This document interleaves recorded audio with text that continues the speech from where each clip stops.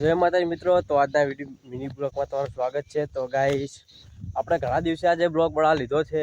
તો એમાં કેવું હતું ખબર હે, તો આપણે થોડા દિવસ માટે કામ આવી ગયું હતું ઘણું બધું। તો આપણે કામમાં પડી ગયા હતા, કોઈ બાજરી લીધી, કોઈ મગફળી લીધી, એટલે ટાઈમ જ ના રહ્યો યાર બ્લોગ બનાવવાનો। તો ગાઈસ આપણે આજે બ્લોગ બનાવી લીધો બરોબર। તો તમે જોઈ શકો છો આજ હું ફરવા નીકળી ગયો છું।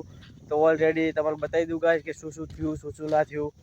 તો બનાવી રહેજો વિડીયો સુધી। તો આપણે હવે નેચાળા ખેતરમાં જરાશું। આપણે નેચાળા ખેતરમાં આપણે મગફળી બાજરી વવરાઈ દીધી છે। તો હવે આપણે વાઢીને એને કમ્પ્લીટ કરી દીધું। એટલે આ સાલ તો પલળી નહીં, પોર તો આપણે ઊભી બાજરી પલળી દીધી। તો તમને બતાવું, જો આ ખેતર છેડેલું પડ્યું આપણે ઓલરેડી।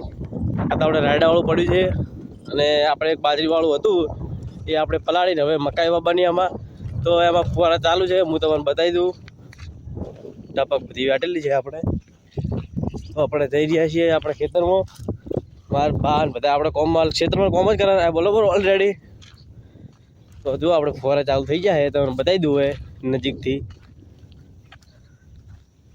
બહાર પણ મસ્ત વાતાવરણ ખૂબ સારું છે। જો વાદળા થઈ જાય એકદમ, જો વરસાદનું વાતાવરણ થઈ ગયું પણ વરસાદ જ આવતો નહીં।